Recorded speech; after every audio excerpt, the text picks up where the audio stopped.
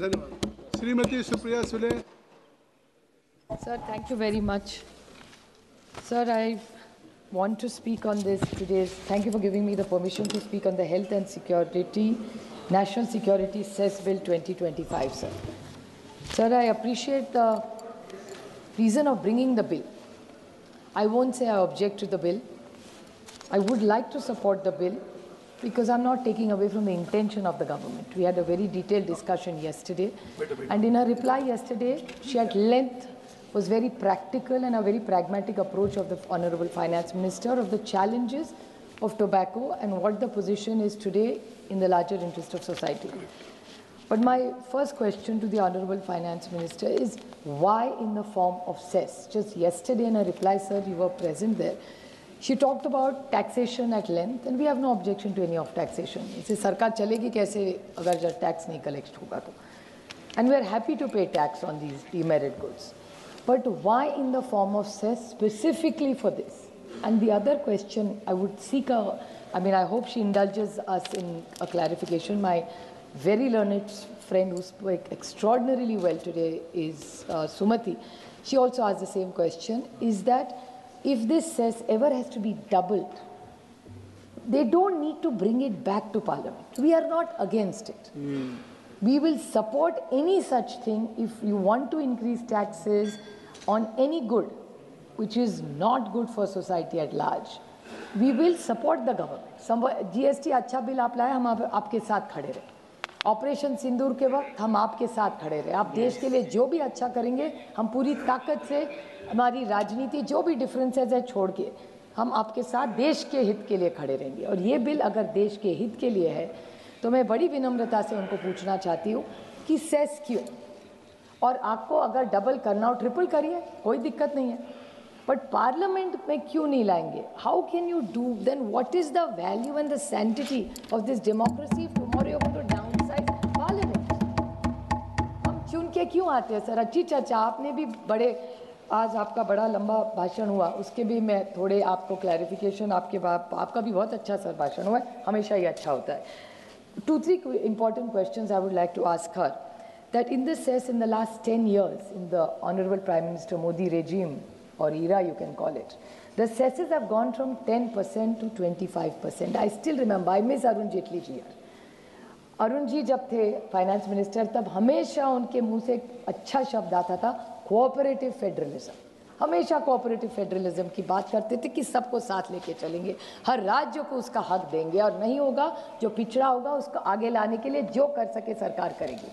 लेकिन आज 5-7 साल से मैं देख रही हूँ इस सरकार की नीयत थोड़ी सी पॉलिसी लेवल पे बोलिए, नीयत नहीं बोलना चाहिए, शायद पॉलिसी बोलना चाहिए, उसमें थोड़ा बदलाव आ गया कि सेस पे ज़्यादा आप जा रहे हैं.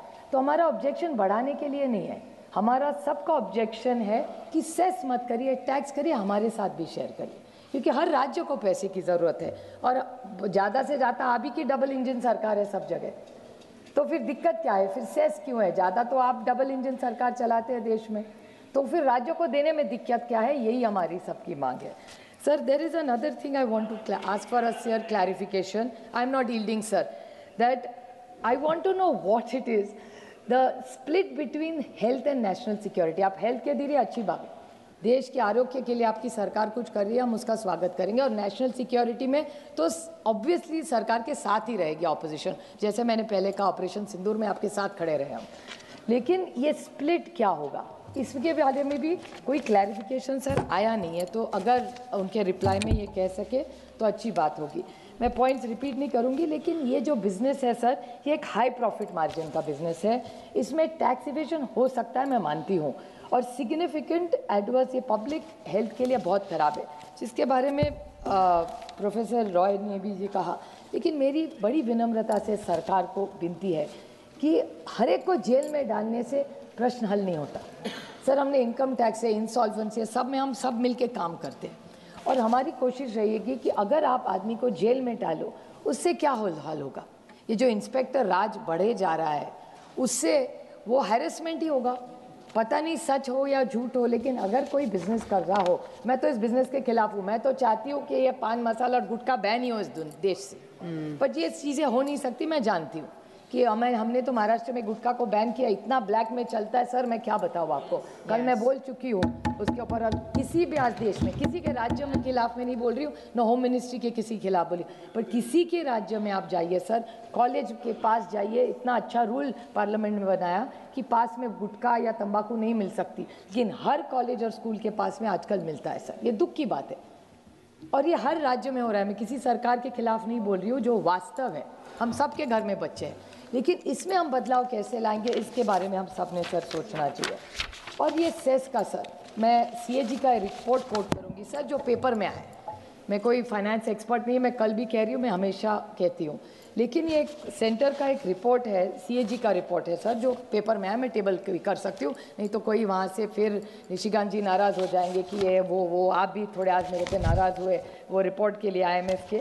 लेकिन जो मैं पेपर में पढ़ती हूँ सर, थोड़ा पढ़ लेती हूँ, उसी से आपको बोलना चाहती हूँ कि जो हेल्थ सेस है और एजुकेशन सेस है, मैंने बहुत बार जब बजट पे भी बोली हूँ सर, बहुत बार मैंने इनसे पूछा है कि ये सेस कलेक्ट करते हैं आप, वो कलेक्शन, वो पैसा सचमुच वहाँ जाता है क्या। और सीएजी का रिपोर्ट कहता है, सर मैं विपक्ष में हूँ इसीलिए सिर्फ टिका नहीं कर रही हूँ, लेकिन सीएजी रिपोर्ट कह रही है कि health cess, education cess, investor education and protection fund and monetization of national highway fund, ये सारा जो पैसा कलेक्ट हुआ है और जिसके लिए कलेक्ट हुआ है उसमें पूरा नहीं खर्च किया हुआ है सर। तो ये सीएजी की रिपोर्ट है। तो मैं फाइनेंस मिनिस्टर जी से जवाब मांग रही हूँ कि उसका पक्का क्या हुआ, पैसा कहाँ गया। अगर सीएजी की रिपोर्ट कह रही है नहीं गया, तो पैसा गया कहाँ। हम तो टैक्स भरते हैं सरकार पे पूरा विश्वास रख के, तो जिसके लिए आप ले रहे हैं उसके लिए आप खर्चा नहीं कर रहे। आज बच्चों के स्कूल की आपको तो पता है सर, आप तो कितनी ज़मीन से एकदम जुड़े हुए नेता है, तो क्या है आपको पता है हालत आज हेल्थ केयर की भी। आज टाटा मेमोरियल हॉस्पिटल चले जाओ सर, इतना आयुष्मान भारत के बारे में आपने अच्छा बोला, अच्छा प्रोग्राम है, लेकिन टाटा मेमोरियल हॉस्पिटल में आज भी अगर आप जाओ तो जो गरीब है, जो शोषित है, जो वंचित है, जो पीड़ित है, उसको वो दवाई भी बेचारा खरीद नहीं पा रहा है। सरकार कोशिश कर रही है, मैं नहीं कह रही हूँ सरकार कोशिश नहीं कर रही है, लेकिन जितना करना चाहिए उतना नहीं हो रहा है। अभी साइंस टेक्नोलॉजी कमेटी लेके हम लोग गए थे, विजिट किया है जी, और काफ़ी वहाँ पे सजेशन दिया है, कोशिश हो रही है सर, मैं कह रही हूँ। और सर फिर दूसरा एक इशू है जो फिर भी पेपर में है, मैं टेबल भी कर सकती हूँ वो पेपर, कि centre has not transferred 3.6 lakh collection, this is what the CAG report for the oil industry. एक मैं उदाहरण में आपको सर बोल रही हूँ सर, अगर ये ऑयल इंडस्ट्री के लिए अभी पैसा सबसे ज़्यादा हमें कहाँ जाता है सर, ऑयल इंडस्ट्री में ही जाता है, तो हमारा पैसा बाहर जा रहा है उसके कारण। तो ऑयल इंडस्ट्री के लिए अगर 3.6 लाख करोड़ सर, छोटा 2 मिनट ही सर, अगर हो रहा है तो क्यों नहीं वो पैसा गया। ये सीएजी की रिपोर्ट कह रही है, मैं नहीं कह रही हूँ, मैं आरोप नहीं कर रही हूँ सरकार पे। 3.6 लाख करोड़ ऑयल इंडस्ट्री के बचा लेते, आप सोचिए सर क्या हमारा सरकार का होता। तो आप सिर्फ इस बारे में आप सोचा करिए सर। और 2-3 ये जो हेल्थ के लिए भी कर रहे हैं, आप सबको पता है डॉक्टर्स के शॉर्टेजेस है, आप भी बहुत सारा उस पर बोले कि एम्स हो रहे हैं, अच्छी बात है सर, हम उसका स्वागत करते हैं, लेकिन अगर एम्स बढ़ रहे हैं तो वहाँ टेक्निकल लोग हैं काम करने के लिए। तो I wish that you have to raise this concern sir, and 2 very short points I want to raise, that even you were talking about the economy, I'm very happy, देश का भला होता हम सबके लिए अच्छा है, but 2-3 very small points I want to ask this government just for seeking clarification. Professor Saugata Roy ji ने भी आज कहा कि आज 90 रुपये पे हम लोग पहुंच गए, पर 2 छोटे मुद्दे में सिर्फ देश के क्लैरिफिकेशंस के लिए फाइनेंस मिनिस्टर जी को पूछ रही हूँ कि data of Reserve Bank of India shows that the net foreign direct investment remained negative, standing to negative 2.4 billion in September, and portfolio flows that have been volatile. Foreign investors withdrew 23,885 crores in September and 34,000 in August and 17,000 in July. October briefly saw a net inflow of 14,000 crores, but selling resumed soon, and net flow of 3,765 crores of Indian equity. So sir, ये आप कह रहे हैं देश आगे जा रहा है, अच्छी बात है, आगे जाना ही चाहिए, लेकिन जिस तरह से जो वॉलेटाइल दुनिया में हो रहा है, आप जो टैरिफ्स की बात कर रहे हैं और बोल रहे हैं आप प्रोटेक्टेड है, लेकिन data is not showing that. So if kindly the honourable finance minister would even clarify to us what is the real global scenario. Let's not only run after numbers.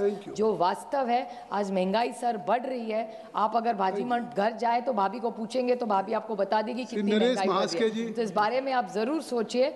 We will, but I would appreciate if she clarifies the cess. We are happy to support the bill, but this cess has to be spent for what it is collected for. On your points, I think so in detail.